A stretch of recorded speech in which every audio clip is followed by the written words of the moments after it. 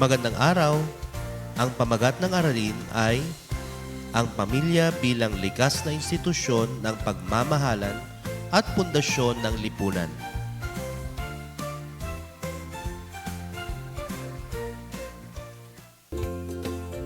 Ang gampanin ng pamilya sa paghubog ng pagkatao, mabubuting gawi at pakikipagkapwa. Bata-bata, paano ka hinulma? Sa mga kamay ng magpapalayok, ang isang bukol ng luwad ay nagbabago at nagiging isang sisidlan ng kagandahan at layunin. Ang mga dalubhasang daliri ng magpapalayok ay hinuhubog ang luwad. Sa bawat banayad na haplos, ang magpapalayok ay humihinga ng buhay sa luwad upang mahulma ito ng naayon sa layunin nito. Hinulma sa pag-aaruga at pagmamahal. Ang paghubog ng isang palayok ng luwad ay maihahambing sa pagpapalaki ng mga bata sa maraming paraan. Ang luwad ay maaaring kumakatawan sa potensyal ng bata. Kung paanong ang luwad ay maaaring hubugin sa anumang hugis o anyo, ang mga bata ay may potensyal na maging anumang bagay na kanilang iniisip. Ang magpapalayok ay kumakatawan sa magulang. Ang magpapalayok ang siyang maghuhubog ng luwad upang maging isang palayok. Katulad nito, ang magulang ang siyang tumutulong sa bata na paunlarin ang kanilang sarili at maabot ang kanilang buong potensyal. Ang proseso ng paghubog ng luwad ay kumakatawan sa proseso ng pagpapalaki sa isang bata. Nangangailangan ng oras, pasensya, at pangangalaga upang mahubog ang isang palayok ng luwad na maganda at gumaganang piraso. Sa katulad na paraan, nangangailangan ng panahon, pasensya, at pangangalaga ang isang bata upang lumaki na may mabuting kalooban at kapaki-pakinabang na buhay. Ang luwad ay isang pinong material na madaling masira. Ang paghulma nito ay nangangailangan ng pasensya at pangangalaga. Katulad nito, ang mga bata ay mahina at kailangang alagaan ng may pag-iingat at atensyon. Parehong nangangailangan ng pagkamalikhain at imahinasyon. Kapag naghuhulma ng luwad, maaari kang lumikha ng anumang hugis o anyo na gusto mo. Katulad nito, kapag nagpapalaki ng mga anak, tinutulungan mo silang bumuo ng kanilang sariling natatanging personalidad, talento at pagpapahalaga. Parehong nangangailangan ng pagpayag na magkamali. Maaring mahirap gamitin ng luwad at karaniwan ng magkamali. Sa katulad na paraan, ang pagiging magulang ay isang mahirap na gawain at natural na magkamali sa daan. Parehong nangangailangan ng commitment sa paglago at pag-unlad.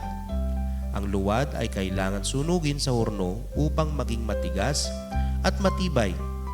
Katulad nito, ang mga bata ay kailangang alagaan at suportahan upang lumaki at umunlad sa malusog at maayos na pamamaraan. Kung paanong ang isang bihasang magpapalayok ay maaaring lumikha ng isang obra maestra mula sa isang bukol ng luwad, ang isang mapagmahal na magulang ay maaaring makatulong sa kanilang anak na maging isang matagumpay at mahusay na buong individual.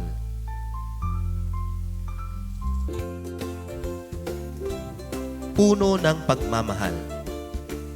Sa loob ng puso ay isulat ang pangalan ng miyembro ng iyong pamilya at mga positibong kaitangian niya na may impluwensya sa paghubog ng iyong pagkatao.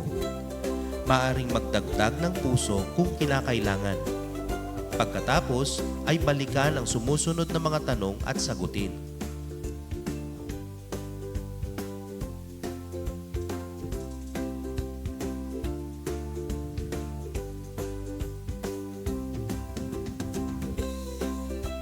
Naging madali ba ang pagtukoy sa mga positibong katangian ng iyong pamilya? Bakit? O bakit hindi?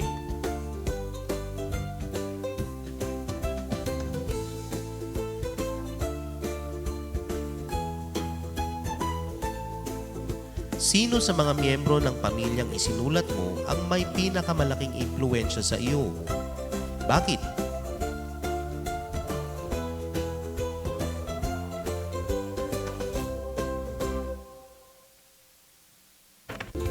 Ano naman ang naging impluensya mo sa ibang kasapi ng iyong pamilya?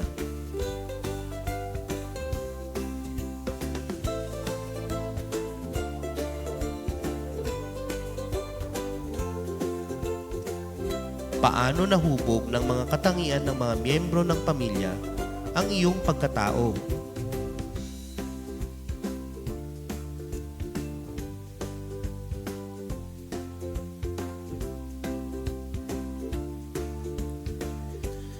Malaki ang gampanin ng pamilya sa paghubog ng pagkatao, mabubuting gawi, at pagkikipagkapwa ng miyembro nito.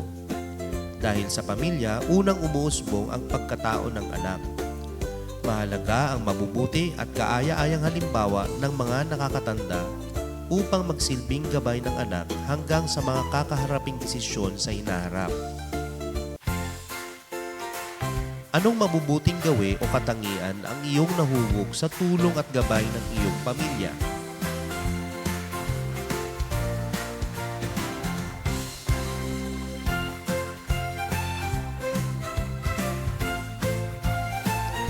Paano ang mga ito nakatulong o makakatulong sa pag-unlad mo bilang tao, sa iyong pakikipag-ugnayan sa kapwa, at sa pag-unlad ng lipunan?